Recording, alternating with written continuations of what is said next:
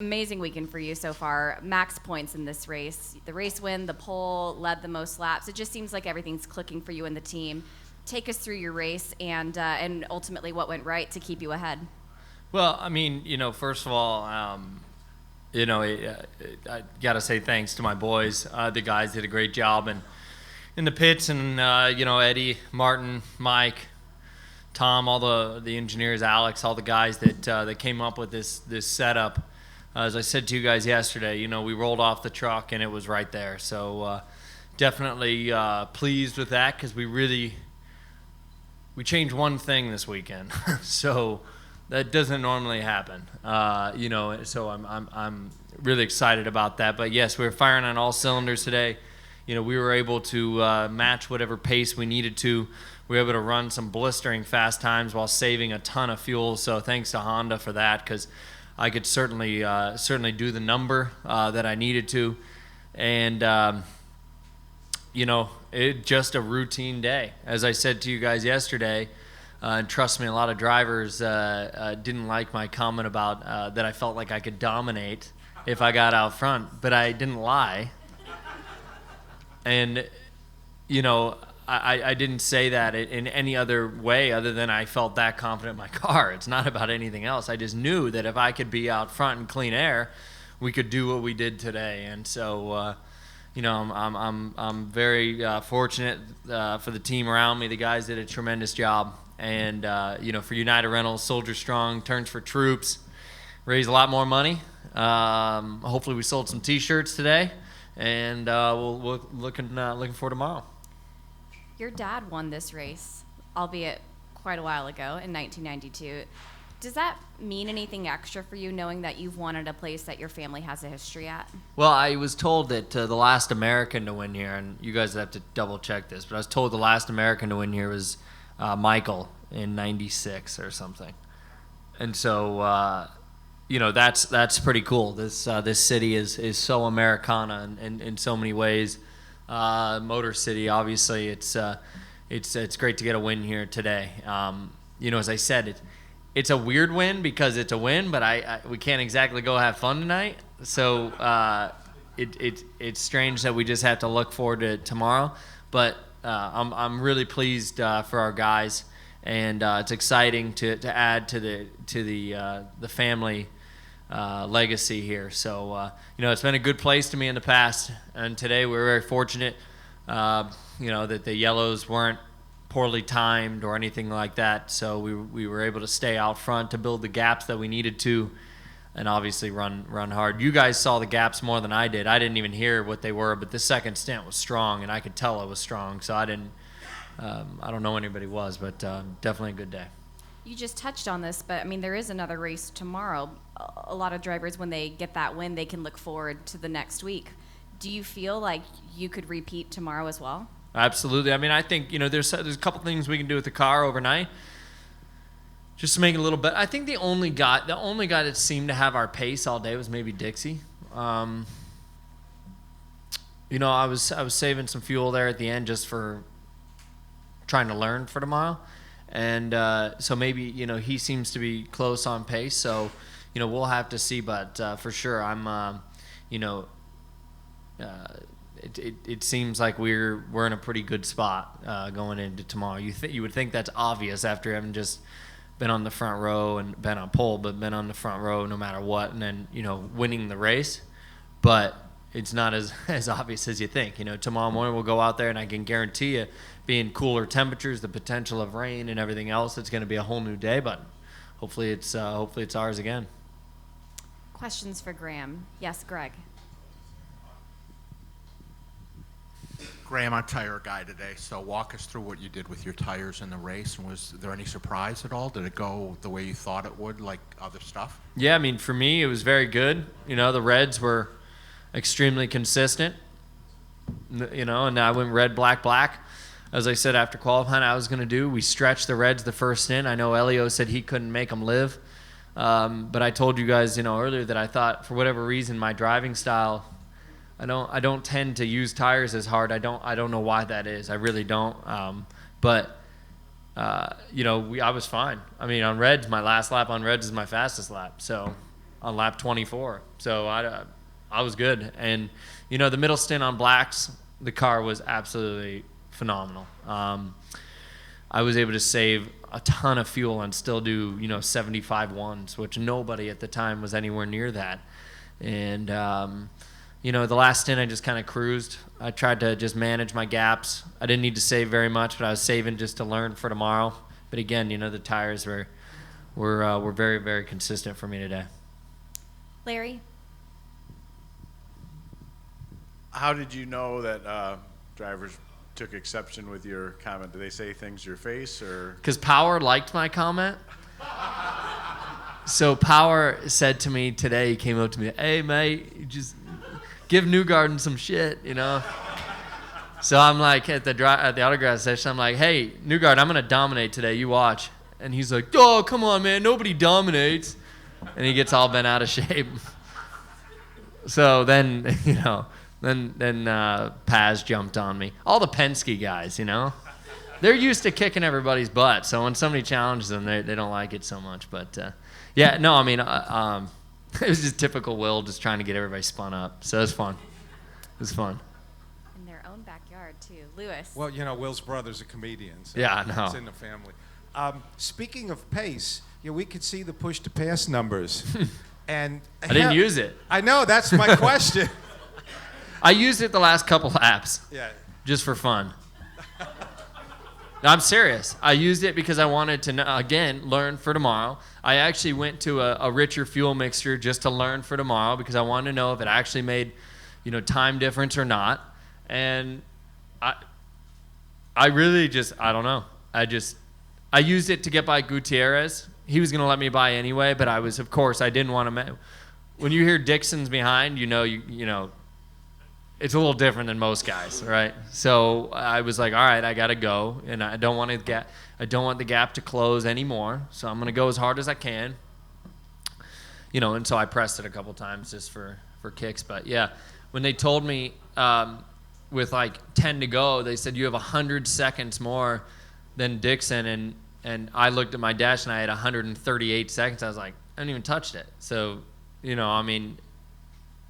I knew that, and even then I felt good that if somebody closed up on me, they were probably not going to get by just because I could hit it every straight and be fine. But look, these days don't happen very often, and I'm certainly going to enjoy this. I'm not going to take it for granted because I had this feeling last night that if I could qualify well, that if I could get out front, I could do what I told you guys I could do and manage this race and try not to put a wheel wrong and set the tone and set the pace. And if I did that, I thought my pace could be better than most others. And today it was. And I'm just fortunate that it worked out that way because as you guys know, it doesn't always happen that way.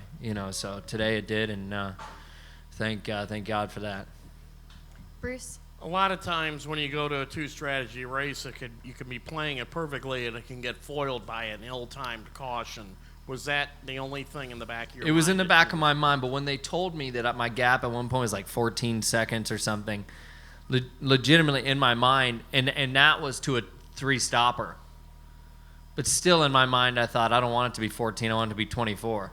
Because if I can get it to 24, I don't care if they're three-stop or not, I can pit and I'm out in front. That was all that was going through my mind, was to try to increase my gap enough to not have to worry about it. So I didn't see the end of the race. It seemed like, how far did Dixon get ahead of everybody? A ways? Yeah, it seemed like nobody had the pace the two of us did. So I hope that tomorrow is the exact same. Tony? Graham, you look at the wins that you've had in your career. The St. Pete, of course, the first win. The Fontana and Texas ones were pretty thrilling. Mid-Ohio, home race. But you haven't had really a dominant win like this. How different does this win feel compared to ones where you didn't even know if you might have had the win because it came down to it right at the end? Well, that's Tony. That's why I felt like I just didn't want to mess up today. And actually, I'll be honest. I didn't sleep great last night because I knew that I was good enough for the first time in a long time, that the car, myself, that everything was good enough here to legitimately be on pole and to set the tone here. that doesn't happen all the time. You know, for us, it doesn't happen that often. And so, and in fact, I can be honest and say I don't know that I've ever felt that confident over my entire career going into a race day as we did today. I just felt like, you know, if everything went well, that we were going to be very hard to beat. And that proved to be true today. And, you know, I just didn't want to mess up, you know, and I tried the entire race, just give yourself a gap. I never pushed a single lap to 100%, you know, on purpose. I just wanted to keep my margins and, you know, just hit my marks. And the first, you know, 55 laps went quick. The last 15 seemed to take a decade, but, you know, it was a lot of fun out there. It doesn't, as I said, obviously we've seen power dominate races like this and, you know, others, but this just doesn't happen that often. So it's a pretty special day. Yes, sir. Has having the second car during this race weekend helped you guys get off the trailer and get the setup figured out any quicker? Well, you know, I mean, I love having Oriole here. You know, I'll have to debrief with him after this and see what he felt today. You know, we haven't really, like I said, we haven't really changed anything. So the base setup we started with was kind of close to what we had in Long Beach. So, I mean, I can't say that there's been a lot of value added just from the standpoint that we haven't really done much. We're pretty close, but we'll talk to Oriole and see, because they can certainly add. You know, if Oriole says, hey, you know, for the rear end, I had this issue and we tried, you know, springs or tried this or that, and it was the right direction or wrong, I can trust his opinion. I don't need to go and test that item. I mean, I can believe what he's saying. So there's a lot of value added in from that perspective. Any final questions for Graham? Yes. Go ahead, Larry. How is your wife doing? Did you see that live or just on replay? And what's that like, seeing your wife, you know, almost go up in flames? Yeah, I mean, yeah, it's not. It's contrary to what a lot of people or fans or whatever want to think. It's not cool, and you know, it's nerve-wracking because, you know, I see those cars firsthand each and every weekend. You know, there's a lot to be nervous about. There's goods and bads there, and so it's that's not a very comforting thing, because I've seen that scenario before on others. I've never seen that with her, and I guess, you know, you probably a lot of times take those things for granted, that it's not going to happen to you, or that you know, that the safety has really been improved when it's really the same as it has been and everything else. So, you know, it's not particularly when it's your wife, it's even more, you know, it hits home. If it's a guy, it's like, all right, he'll be fine. But when it's her, I feel a little different, you know. But she was okay. You know, I told her we've had enough action for the year and that she needs to just stop now. And you know, but I just hope she has a good, safe race day. You know, I haven't talked to her yet today, so I'm not sure how, you know, her day went today. But look, I mean, I don't care how many races she wins or whatever. I mean, to me, as long as she comes home safe, that's all that matters. And those things are exactly what you saw yesterday. In a lot of cases, it's a bomb waiting to go off, and unfortunately it did. And hopefully it'll never happen again. But she seems to be okay. You know, thanks to IndyCar, we got accelerometers put in her car this year for the first time. The staff here at IndyCar made those for her. So hopefully they can look at that and study it and learn from it and improve going forward. But she seems to be fine, which is the most important thing. We'll take our last question. All right, you said these days don't happen often, which is true, so we'll pretend you didn't just Lewis Hamilton this place. We'll look at the other two on the podium. One of them made a certain race last weekend more like the X Games, went flying, and then third place decided he'd make it extra fun, spin in turn one, and then come back. How proud are you to be a part of a series that all that's possible? And it is possible. It is possible, and this is. Look, man. When I saw Lewis Hamilton's comments, it took me. You guys know me. It took me everything I had in my body not to say something. Because, I mean, legitimately in Formula One, over his entire career, it's been a two-car race. 4 max. Here, You have a guy like Hinch who spins on lap 1. You know, you're probably watching that going, oh, he's done. But no, he had the pace. He had a great strategy. He made some moves. And, you know, I think he went to a 3-stopper, ran blacks, ran hard, had the speed to get through. And next thing you know, he's in 3rd. IndyCar racing this is the 7th race, 7th different winner. That doesn't happen in other motorsports, period. So no matter what anybody wants to say, you know, it's a great form of motorsport. I think Esteban will tell you, I just talked to him briefly. He said this is the most fun, you know, car he's ever driven in his life. It's man and machine. It's simple as that, and it's a lot of fun. And you know, I'm happy to get when you win here, like a day like today, you truly feel like you really accomplished something, you know, great. As a driver, as a team, as an engineer, and all across the board. And so today is extremely, extremely rewarding. I can't imagine the feeling of going to each and every race weekend and knowing that all I got to do is beat my teammate and I'm going to win, but that doesn't happen here, you know. So it was rewarding to have a day like today. And look, truth, I put Scott Dixon in a Mercedes all day long, and Lewis is going to have more than he really wants to deal with. I can guarantee you that. Maybe not me, but Scott Dixon.